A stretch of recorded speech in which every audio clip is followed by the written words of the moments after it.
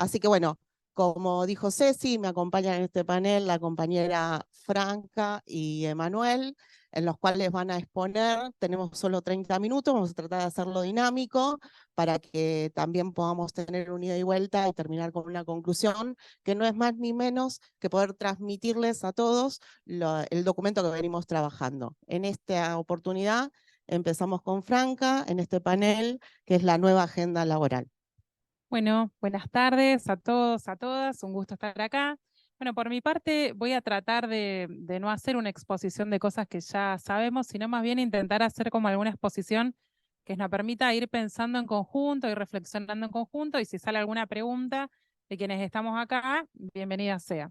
Lo primero que nos parecía importante, que lo conversamos con los integrantes del panel, decirles, destacar también que, bueno, María Laura viene de uno de los distritos más importantes electorales, con problemas profundos de lo que tiene que ver con la realidad laboral, y Emanuel viene de una impronta sindical, con lo cual tiene todos los desafíos o la agenda que está discutiendo, además de legislador, el mundo del trabajo formal y organizado. Pero nosotros siempre tenemos algún tipo de discursos cruzados, si se quiere, con el tema de lo que es el mundo del trabajo. Para ordenarnos un poco, desde lo que sería la recuperación de la democracia, es cierto que como peronistas, para nosotros el trabajo es el centro de nuestro discurso, porque nosotros no entendemos que la democracia es un régimen formal donde vamos y expresamos el voto. Nosotros entendemos que la democracia es la democracia social, es la democracia. Una persona tiene un trabajo con el cual puede desarrollar su vida y tiene un proyecto de vida en la comunidad. O sea, a nosotros no nos interesa solamente que la persona vote, nosotros, si la persona no puede sentirse parte de esa comunidad, porque no tiene para morfar, nos duele. Somos peronistas. Entonces, bueno, todo este debate tiene que ver con cuáles son algunos de los pendientes que nosotros tenemos en relación a una concepción de la democracia que no es la formal liberal. Por algo somos peronistas y no somos alfonsinistas, lo queremos al compañero Alfonsín, pero nosotros le ampliamos esta mirada. No podemos mirar solamente democracia y autoritarismo, que está bien plantear en esos términos de la elección, sino que también tenemos que pensar, bueno, ¿por qué hay un montón de personas que están enojadas con la democracia? Y porque quizá no puedan llevar adelante su proyecto de vida en la comunidad. Entonces, digamos, ese modelo de democracia formal estalló en el 2001. ¿Por qué? Porque se puso en evidencia un número muy grande de pobreza y desempleo en nuestro país. ¿Qué pasó después de eso? Distintos instrumentos de política social, mejor, peor, avanzaron.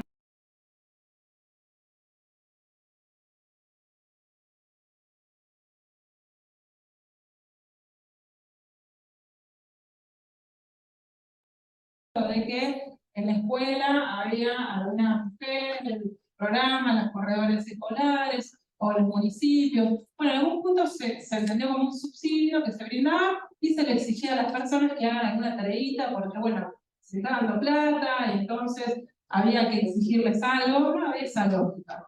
Eso duró más o menos en emergencia durante 2 años, 3. Hay que decir que durante un periodo muy largo, la persona que estuvo a cargo de la cartera de trabajo fue la misma. O sea, Carlos Tomá ingresó con el gobierno de Duhalde y siguió durante todo el gobierno de Cristina, y Alicia Kirchner continuó durante todo el periodo de gobierno de Cristina, con lo cual son dos personas con fuerte responsabilidad en la agenda del trabajo y también de la emergencia social, que tuvieron la continuidad de políticas. Y ahí se tomaron dos decisiones. Un gran número de personas se la pasó al Ministerio de Trabajo a través de lo que empezaron a hacer los programas de seguro de capacitación y empleo, que todos conocimos, el Jóvenes por Más y Mejor Trabajo, el programa de ingreso laboral. Después empezaron a ampliarse con las inserciones laborales específicas por los cupos de diversidad, pero empezaron en esa batería de políticas antes de la asignación universal, digamos, ¿no? Y después una parte directamente se pasó a lo que era el Ministerio de Desarrollo Social, lo que era el programa Familias, y también estaban todo lo que eran las cooperativas de trabajo, manos a la obra, que había un mix entre movimientos sociales e intendentes en ese juego territorial. ¿Qué pasa? Obviamente, quienes conducieron el Estado pudieron recuperar una institucionalidad laboral perdida. Nosotros veníamos de la década del 90 sin paritarias. O sea, la herramienta de la institucionalidad laboral que hace que el sistema democrático, además de discutir elecciones, también tenga una herramienta que genera normas sin ir al Congreso, porque justamente la fuerza que tiene el sindicalismo en Argentina es generar derechos sin que pasen por el Parlamento. Se generan derechos a partir de juntar al sector productivo, al sector del trabajo, habilitando el Estado en una instancia que genera normas sin tener que pasar por el Congreso, con lo cual tiene una fuerza muy importante para que nosotros sigamos valorando como institucionalidad en sí. Nosotros pensamos, bueno, vamos a recuperar la economía y en algún momento todo el mundo va a tener empleo. Bueno, la realidad es que eso no existe. La realidad es que en un mundo neoliberal, el esfuerzo que se hizo en el 2009 para sostener trabajo con los repros, cuando en todo el mundo desaparecía trabajo, fue una convicción. Fue producto de la convicción en ese momento del Ministerio de Trabajo, que dijo, vamos, cerremos los ojos, sostengamos todo el empleo, negociemos en todos los territorios con todas las empresas que desean irse, que quieran cerrar y qué sé yo, y repartimos repro por todos lados. La misma convicción que tuvimos en la pandemia cuando dijeron, demos los repro y que acá no desaparezca ni un puesto de trabajo. ¿Por qué? Porque los números para nosotros son los mismos durante hace 40 años. Solamente hay 6 palos de trabajadores formales en el empleo privado. Ponele con Macri había 5 palos 800 y con Alberto hay 6 palos 200, pero la diferencia no es tanta si nosotros miramos los números sociales, así que no nos vamos a sorprender. Y después tenemos 7 palos de trabajadores en relación de dependencia que no son formales. Entonces, un poco la pregunta de Lali, ¿no? ¿Y estos quiénes son? Bueno, hay que hacer un trabajo con los ministerios de trabajo provinciales, porque ¿y estos quiénes son? Los que inspeccionan son los ministerios de trabajo provinciales. Franca, La te política. interrumpo un minuto. Ahora vos crees que con la nueva medida del decreto de pasar estos programas nuevamente al Ministerio de Trabajo, ¿cómo lo ves vos y cómo proyectás lo que viene? Llegar. No, y lo que quería llegar con lo que me decía María Laura es, bueno, además de esos 7 millones que tenemos en negro, tenemos 3.600.000 que son trabajadores por cuenta propia. Le hace los que están organizados en cooperativa, bienvenido, y lo que no son el gasista, el chapista, el que te hace la pileta, el que va y te corta las flores de jardín. Digo, estos quienes son, tienen carne en cada uno de nuestros territorios y no son parte de los movimientos sociales. Por lo general, la mayoría de las personas que están en el potenciar trabajo, que son 1 millón y pico, son 1/3 de estos quienes son trabajadores por cuenta propia. Y después nos queda un palo más desempleado. Digo, porque la realidad que nosotros tenemos es que a quienes tienen responsabilidades de gestión en los ámbitos, sobre todo locales, ¿cuál es la primera demanda de cualquier persona a quien gobierna? Que un trabajo. Esa es la realidad que nosotros nos enfrentamos en la política. ¿Y cuáles son las herramientas que nosotros tenemos para hacer algo con este universo en el cual sabemos que es más grande de personas que no cuentan con derechos, que no están amparadas en lo que es un convenio colectivo de trabajo? Es decir, que si la inflación les come el ingreso, no pueden ir a negociar una paritaria. Y que por otro lado, también una discusión que ya la dará Emma, el Ministerio de Trabajo tampoco puede ser que tenga que homologar convenios cada 2 meses y que tengamos paritarias cada 2 meses, porque es inviable. No se puede, o sea, el volumen de trabajo que ha tenido la Secretaría en el Ministerio de Trabajo para homologar convenios de trabajo, porque tenemos paritarias cada 2 meses, porque tenemos el tema de la inflación, tiene que tener algún tipo de solución. No sé si será una cláusula gatillo para todo el año o si lo resolveremos de alguna manera, porque eso también es un poco enloquecedor para el mundo del trabajo organizado. Pero bueno, volviendo a lo que decía María Laura, hace una semana tomó una decisión, el ministro de Economía, nuestro futuro presidente, porque así lo queremos, de que el potenciar trabajo, que es 1/3 de los trabajadores por cuenta propia, vamos a decir en términos de número, que vuelvan a esta lógica del Ministerio de Trabajo. El Ministerio de Trabajo en ese momento planteó una institucionalidad ad hoc de la política laboral para el sector no formal, que son las red de oficinas de empleo en todos los municipios, que siguen funcionando más allá de las vicisitudes, pero esas redes solamente están en los municipios por lo general. No están quizá en las localidades menores o dependen de las localidades menores. Bueno, eso también va a exigir un esfuerzo nuestro de organización en el territorio, porque si esos programas pasan a el área de empleo, si bien esas personas pueden ingresar al potenciar por la organización, también van a poder ingresar por el municipio o por instituciones del territorio que puedan brindar capacitación laboral. Entonces ahí nosotros estamos preparados para eso, tenemos 2 meses. Pues en 2 meses esas personas pasan de depender del desarrollo social a pasar a trabajo y a que las oficinas de empleo tengan que dar una respuesta en ofertas de capacitación para que esas personas no dejen de cobrar. Porque si esas personas no se capacitan, no van a cobrar. Y va a ser un problema en nuestros territorios. Digo, como para pensar qué se nos viene encima, también aún ganando, porque también aún ganando esa realidad social que la tenemos y que es compleja y que hace también a la gobernabilidad, la tenemos que tener pensada y trabajada. Para ir cerrando, digo, ese tercio, como vos bien lo explicaste, se da también con el trabajo en blanco, que es la otra parte. ¿Cómo lo ves vos para vincular y dar un objetivo a corto plazo, mediano plazo y a largo plazo en la gestión de Sergio? Bueno, en la gestión de Sergio, lo primero que yo creo es que no tenemos que quedarnos en una trampa de derecha, que es planes sí, planes no.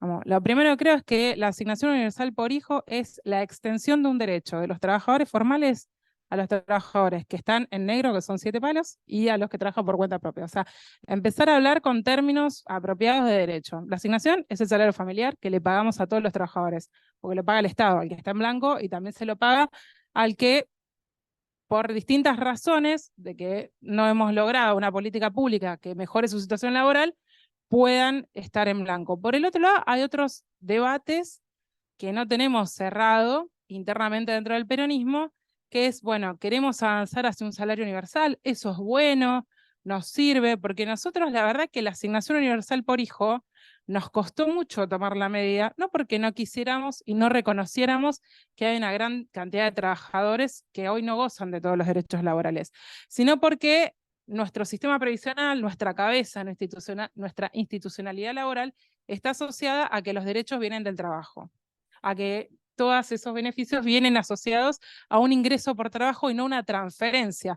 Porque ¿cuál es la crítica que nosotros tenemos? Le dan plata y ¿qué hace con esa plata? Digo, un montón de cosas. Entonces, hay algo que me parece interesante de lo que salió esta nueva medida y que es algo que nosotros tenemos un desafío y que tiene que ver con lo que decía antes el compañero en relación a la organización. O sea, transferir ingresos para el Estado no es nada, pero construir comunidad, construir las organizaciones que le den un espacio para una práctica a esos compañeros y compañeras que no tienen un trabajo formal. O sea, se puede organizar en los estados locales mucho, sobre todo con lo que tiene que ver con servicios del cuidado, de cuidado a mayores, de cuidado a menores, con distintos, digamos, explorar algunas salidas que nos permitan que esa persona que hoy puede percibir un ingreso por el Estado porque no va a entrar al mercado formal o no entra, pueda encontrarse en un espacio de la comunidad donde tener una práctica con otros. Porque lo que vemos también es muchas personas que no tienen un espacio común o comunitario de práctica con otros, y creo que ahí hay un desafío grande de la política, cómo innovamos, cómo creamos, cómo inventamos. Entonces ahí están decisiones. Bueno, ¿es una transferencia de ingreso universal? Sí o no. ¿Es una transferencia mediada por organizaciones? Yo soy peronista, para mí la organización no es mala, hay que controlar, si hay algún exceso o alguna cuestión desvirtuada, bueno, será una cuestión de control del Estado, pero que una persona forme parte de algo comunitario, colectivo, social, no me parece mal, al contrario, me parece que le da sentido a nuestra vida.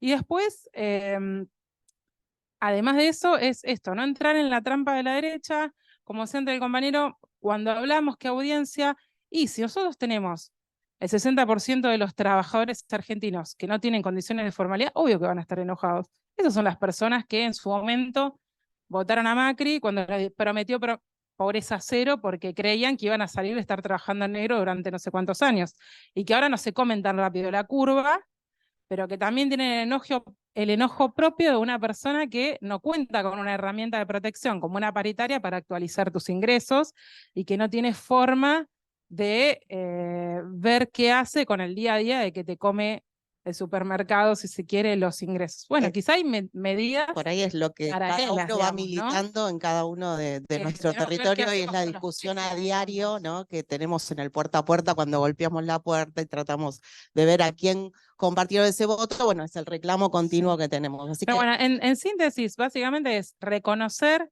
de que es simplista decir que vamos a sacar los planes para construir trabajo, que no es la realidad es mucho más compleja que eso, que en sí este decreto lo que nos permite decir, bueno, vamos a darle una posibilidad de empleabilidad a un montón de personas que están en programas sociales, pero No podemos decir que vamos a sacar los programas, porque eso sería hasta cínico, ¿no? Si lo quiere hacer Milei, que es cínico, bien. Sí, que ahora ya no lo quiero hacer. Y por el Así otro que, lado, que estas discusiones también solo van a ser del ámbito del peronismo, porque en realidad el macrismo quería una sociedad en la cual desaparezca el recibo de sueldo, y lo han dicho, ¿no? Que somos todos monotributistas, y Milei, qué sé yo, Marra quiere una sociedad de brokers, no sé, no está pensando en el trabajo. Entonces digo, esta discusión quizá también pueda ser un ámbito de encuentro en la cual la respuesta no la tenga un dirigente, sino que hagamos como amplios encuentros para buscar o para pensar en la democracia social del siglo XXI, o para pensar una respuesta al trabajo desde los buenísimo. distintos sectores del peronismo, que no pensamos lo mismo, no entendemos lo mismo cuando hablamos por trabajo. Te agradezco. Muchísimas gracias, Franca.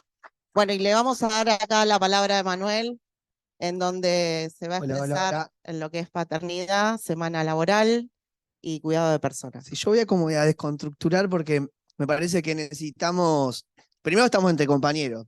Buenas tardes a todos y a todas. Estamos repartidos, hay paridad, eso es muy importante. Hay mujeres y varones, porque el tema de la paternidad, en el mundo patriarcal, parece que los hombres no podemos llorar, nosotros tenemos que estar siempre sosteniendo a la familia y tenemos nuestro trabajo oculto también, como lo tienen las mujeres. Pero digo, en esta mirada del nuevo siglo XXI y qué quiere el peronismo mirándolo para adelante, nos tocó justamente este tema que tiene que ver con la paternidad. Hay varios proyectos presentados en la Cámara de Diputados, pero digo, entre los compañeros, proyectos que han quedado muchos en el sueño de lo justo, digo, cómo nosotros empezamos a construir la realidad y una realidad efectiva, como decía nuestro líder máximo. Digo, de qué manera nosotros empezamos a generar políticas sindicales, laborales, que realmente ayuden a contemplar todas las necesidades que tiene el colectivo de trabajadores. Digo, sabemos que hoy está la discusión y el debate es las mujeres poseen, o aquella mujer gestante posee 90 días de licencia por maternidad con la posibilidad de tener esos 3 meses más o 90 días más por la excedencia, sin goce, aclarando que es sin goce de sueldo. Y digo, nosotros los hombres, aquellos que paternamos también, tenemos solamente 2 días. Y si cae el fin de semana, no tenemos nada. Prácticamente el lunes tenemos que estar al frente de nuestro puesto de trabajo. Digo, ¿cómo generamos nosotros esa igualdad? Porque cuando hablamos de igualdad, y hablamos de género, se trata de este tipo de cuestiones. ¿Cómo vamos a hacer esa discusión? Porque también en esta problemática que tenemos del siglo XXI, de familias monoparentales, la situación en la cual una mujer también requiere volver a su trabajo, porque el trabajo ante todo es dignidad. Y quiero decirlo, lo escuchaba a mis compañeras hablar fuerte de esto, el trabajo dignifica. El trabajo no es un simple derecho, porque yo te puedo dar cualquier tipo de empleo y a lo mejor no te esté dando un derecho. Digo, cuando uno posee un trabajo formal en relación de dependencia, puede dar seguridad social a su familia, le puede dar vacaciones, tiene un aguinaldo, puede pensar a través de ser un trabajador sindicalizado, conseguir una vivienda digna. Digo, ¿en qué nos estamos inmersos en este siglo XXI en el mundo del trabajo? Entonces digo, la paternidad, hoy lo que se plantea es tener la posibilidad, los hombres gradualmente, esto plantean algunos de los proyectos en diputados, que de acá en 8 años los padres podamos tener 90 días de licencia por paternidad y que las mujeres, aquellas mujeres gestantes, tengan sus 120 días como corresponde, pagos, y que de esa manera podamos nosotros establecer una relación de cuidado. Y digo, ¿por qué una relación de cuidado de paternidad? Digo, porque los hombres también, aquellos que somos padres, merecemos el derecho de poder colaborar. También criamos a nuestros hijos, tenemos vinculación directa, digo, acá somos, la mayoría deben ser padres, y ni hablar si tenés más de un pibe, digo, ¿cómo haces para ir a la salita de 5 a las 12 del mediodía a la reunión de padres y ir a la reunión a las 15 horas del otro? Le tenés que decir prácticamente a tu empleador que te dé descuento el día porque ese día no puedes. ¿Cómo lo hacemos? ¿Y de qué manera lo hacemos? Por ahí los que peinamos una cana y algunos que ya no tenemos ni cana, veíamos que nosotros los jóvenes o los niños en nuestra época prácticamente nos manejábamos de otra manera. Solo hoy los pibes, en realidad, vamos a hablarlo Manuel, así. déjame que te interrumpa. ¿Cómo crees vos que el movimiento feminista vino interrumpiendo o avanzando en esta decisión, digo, de empezar a hablar de las masculinidades, de hablar de esto de la paternidad? Digo, ¿y cómo crees que va a influenciar a partir del 10 de diciembre? Sí, primero yo creo que los hombres tenemos que pelear nuestra propia batalla, lo tuvo que hacer. Yo creo que la mujer vio esa debilidad que teníamos los hombres, el hombre no llora, el hombre no dice, el hombre no denuncia, el hombre es fuerte, el hombre protege, y esas son cualidades que tiene el hombre de por sí, ¿no? Digo, lo digo con total orgullo en un padre de bien que protege a su familia. Creo que por ahí nos empezaron primero nos descosificamos, que eso es muy importante. Y empezamos a entender que lo que una mujer solicitaba era lo mismo, porque si vos estás en la casa y tenés que hacer los quehaceres, vos estás haciendo lo que tenés que hacer, y si lo hago yo te estoy ayudando a vos. Entonces digo, ¿de qué manera empezamos a desconstruirnos cuando la tarea es compartida? Sí, Y de como eso que se trata. tampoco parece que la mujer en la casa no trabajara, ¿no? Como que no tendría que recibir un sueldo por lo que hace. Digo, desde ahí me parece que es una discusión que los legisladores se va a dar muy fuerte, digo, en las cámaras, y a vos te va a tocar. Inclusive empezó a trabajarse también con el tema de el primer derecho reconocido a las amas de casa. Digo, de qué manera vamos evolucionando y generando políticas públicas y normativa que vaya implementando eso.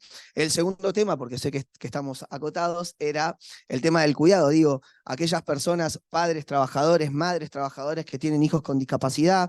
Ustedes saben que solamente hoy la licencia especial para hijos de discapacidad solamente es para aquellos padres o madres que tienen hijos con síndrome de Down, solamente extiende a esa patología o esa condición, para mí no es una enfermedad.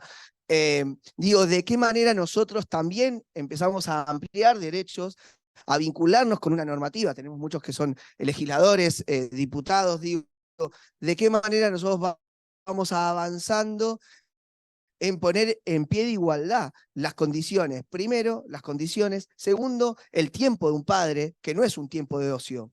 Digo, nosotros siempre como peronistas defendemos cultura. Una licencia para un padre que tiene un hijo con una situación extrema, compleja, digo, aquel padre que por ahí tiene que ser donante de órganos, digo, aquel padre que tiene a un hijo con una complejidad. Digo, ¿de qué manera nosotros empezamos a trabajar con el tema del cuidado? Y hablo de los hijos, ni hablar cuando estamos hablando de un adulto mayor que no se puede valer por sus propios medios, que te dicen, bueno, mirá, el mejor cuidado, el mejor centro de cuidado de la ciudad está en este lugar, está internado y lo van a tener bien, pero nadie dice, ¿y si yo quiero cuidar a esa persona que me dio la vida, que me cuidó, que me crió? Digo, ¿de qué manera el cuidado entra dentro de lo que es la normativa laboral para ampliar derechos y para también mejorar la calidad de vida y los vínculos? Porque de lo que se está hablando, tanto en los cuidados como en la paternidad, es la pérdida de vínculos. Digo, ¿cuántas horas dedico yo, y ya voy a entrar en la reducción de la jornada, cuántas horas dedico yo a mi familia y cuántas horas le dedico yo al trabajo? Y si nos ponemos a pensar en aquellos que con un trabajo no alcanza, sino que tienen varios trabajos, tienen estas desigualdades, no tenemos la licencia, tenemos las responsabilidades y generamos cada vez más esa diferencia, esa brecha, esa falta de presencia para con nuestros hijos, para con nuestros padres, generamos esta irrupción de las relaciones entre las personas. Digo, ¿qué tiene que ver con la ampliación de derechos? ¿Para qué están gestadas las convenciones colectivas de trabajo? Son normas y obligaciones para el trabajador, pero también para el empleador, y para el empleador y también para el trabajador. Digo, ¿de qué manera en algún momento, estábamos hablando de la informalidad, nosotros tenemos el manual del peón, digo, era nada, no había de ahí para abajo, no había nada. Entonces digo, ¿de qué manera como peronistas, como hombres y mujeres de la política, vamos ampliando derecho en una mirada que tiene que realmente empezar a tomar una agenda que es de la gente? La agenda no es de un legislador, de un diputado, una diputada, una concejala. La agenda es de la gente. Entonces digo, ¿de qué manera nosotros empezamos a tomar la agenda de los trabajadores, que es la agenda de nuestros compañeros y de la gente, y empezamos a dar los debates que tenemos que dar? Inclusive nosotros las masculinidades Digo, ¿de qué manera lo hacemos? Así que como para contestar un poco, me parece que tenemos un enorme desafío. Creo que tenemos que empezar a poner voz donde no hay. Creo que el vínculo familiar para mí es salvavidas. Literal, creo que nosotros en algún momento nos empezamos a alejar y el núcleo familiar empezó como a ampliarse. Entonces, es raro que papá y mamá estén más de 6, 7 horas en casa. Lo digo, pregunto, es raro. Es raro que un hijo te diga, che, fuiste al acto de mi hermano y al mío no. Pero si no podía ir a los dos. Ni hablar si tenés 3 hijos, 3 escuelas diferentes, y imagínate el 29, 30 que te llaman a la reunión de padres, uno de los 3 se va a sentir prácticamente postergado. Digo, bueno, esos son los debates que nosotros tenemos que empezar a generar en el mundo del trabajo. La reducción de la jornada tiene 2 cuestiones claves. Primero, mejorar el empleo, la calidad de empleo, el tiempo ocupado para generar productividad. Digo, 8 horas pueden parecerte poco en un mundo productivo o pueden parecerte una eternidad. 8 horas, digo, de jornada laboral. Si nosotros recortamos eso, y esto está visto en el mundo va, compañeras y compañeros, el mundo va para que trabajemos menos, no para que trabajemos más. Digo, ¿cómo se van ampliando los derechos? Y trabajar más o menos no tiene que ver con la cantidad, sino con la calidad que nosotros le dedicamos a la productividad en nuestro puesto de trabajo. Entonces, 2 cosas como para terminar. Reducción de jornada laboral tiene que ver con ampliar las horas, inclusive en el empleo público ya está, en la mayoría de las dependencias, tanto nacionales, provinciales o consejos deliberantes, que los trabajadores laburen 6 horas, mientras nosotros, los que venimos del privado, digo nosotros porque vengo de la Unión de Trabajadores de Entidades Deportivas, de UTEDIC, soy empleado de un sindicato, nosotros tenemos nuestras 8 horas, nuestras 176 horas, nuestras 44 horas semanales inamovibles. Ahora, hay 2 posibilidades. O bajamos la jornada laboral en horas, o achicamos el mes laboral. Digo, la semana laboral, en vez de tener 5 días y un día menos, tendrá 4 días, 5 días. Está todo inventado. Digo, no es una cuestión de Manuel. No, o el ¿no? famoso Díaz Waldo, ¿te acuerdas que tanto se discutió? Y que permite, para nosotros, total, es fundamental. Generar mejor empleo, mayor calidad de empleo, y si podríamos terminar como de definir y dar vuelta, también daría más tiempo. O sea, digo, yo tendría más tiempo para recurrir a generar una paternidad, a tener cuidado. Digo, de eso se trata. Y como decía un poco Seba Galmarini, hoy no es lo urgente, pero sí les puedo asegurar que es importante. Muchas gracias. Gracias. ¿Querías agregar algo? Así hacemos Bueno, ya. agregando un poco a lo... Sí.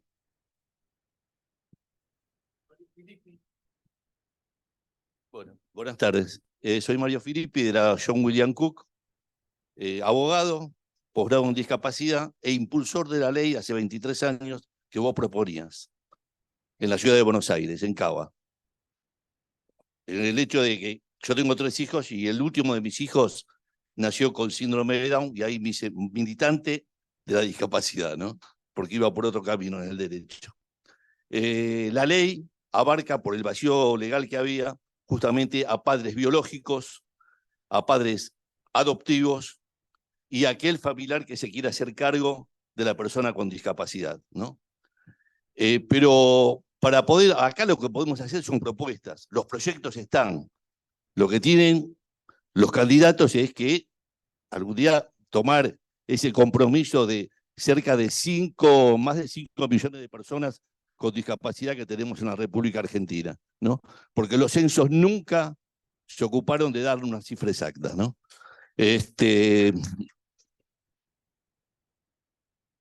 Y cuando hablaban de trabajo y hablaban de la jornada laboral, hay padres con personas con discapacidad que algunos ya son ancianos y siguen atendiendo a sus hijos, porque tenemos un Estado ausente.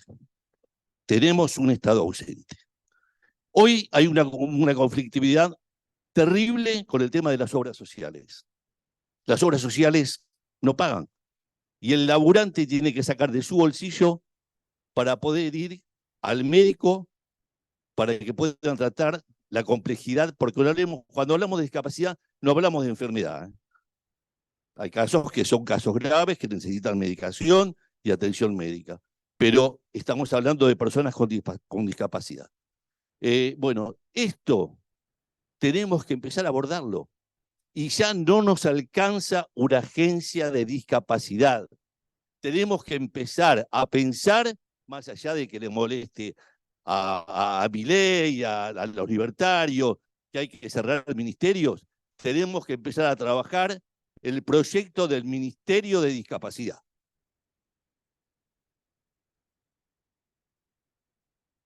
Bueno, quería agregar un poco, muchas gracias compañero, quería agregar Hola, lo que decía Manuel, que también haría que el mundo del trabajo, que es el más discriminador en relación a género, pueda ser más equitativo, porque en realidad la discriminación en el mundo del trabajo viene porque, sos mujer, pero te vas a embarazar, te vas a dar licencia, vas a quedar los pibes. Digo, ¿no? Si nosotros tuviéramos un mundo de trabajo más equitativo, licencias más equitativas, hay algunos gremios que han logrado licencias por paternidad, por convenio colectivo de trabajo, digamos, por esta herramienta que genera juridicidad, pero bueno, no está ampliado al conjunto de trabajadores y trabajadoras. Y después hay otros desafíos, recién hablaba el compañero de salud, que sí tenemos con un gran porcentaje de trabajadores que hoy son aquellos trabajadores que acceden a la salud pública porque no gozan de tener una obra social por su trabajo, y que directamente no tienen ningún tipo de herramienta de previsión social más allá de la cobertura de sus hijos a cargo. O sea, tenemos trabajadores que no tienen ni aguinaldo ni vacaciones pagadas y que en la pandemia nos dimos cuenta que no tenían ni siquiera derecho a estar enfermos. Entonces, en algún punto hay algún desafío sí, es un de tema que también los compañeros sí, van a ir tratando en los otros paneles sí, para poder ir cerrando de el eje nuestro. qué previsión social, digamos, se va.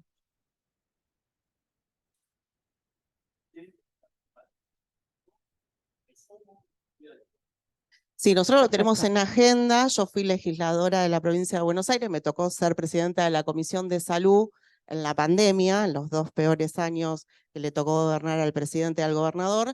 Lo tenemos en agenda en nuestro espacio generacional, en la cual vamos a trabajar y vamos a poder unificar no solo provincia de Buenos Aires, sino con los legisladores que hoy integran Cierro, esta María red Laura, en con todo. eso digo, nos tenemos que dar un debate, no quiero poner en relación a qué protección social vamos a dar a quienes no tienen ninguna. No, seguro, pero yo creo que sí hay que ir en línea en lo que planteaba el compañero de dejar de ser una agencia y poder llevar a un rango no solo por ocupar cargos, sino por que sean lazos concretos y reales hacia el territorio y hacia el acompañamiento que cada uno de nosotros tenemos en la demanda en todo el país. Por eso elegimos ser la red generacional peronista federal, digo, porque más allá de todos los sismos que se fueron nombrando, todos tenemos la base peronista, y como sabemos y nos forman desde chicos, cuando empezamos a abrazar al peronismo, que la columna vertebral son los trabajadores, considero que el peronismo tiene que conducir a partir del 10 de diciembre, en eso nosotros tenemos la fe en el compañero Sergio Massa, por eso quiero cerrar con en el interior de nuestro país, en donde dice que tenemos que volver a ejercer los valores de nuestra Constitución, que no es más ni menos que la igualdad del trabajo por la igualdad de la remuneración. Así que creo que en eso nos tenemos que apoyar, creo que en eso como militantes peronistas tenemos que estar en este eje militando al lado de los trabajadores, en blanco, informal, que estén dentro de los programas sociales, porque creo que si no hay un Estado presente, todo eso no existiría. Así que muchas gracias, compañeros, compañeras, y perdón si nos extendimos. Muchas gracias.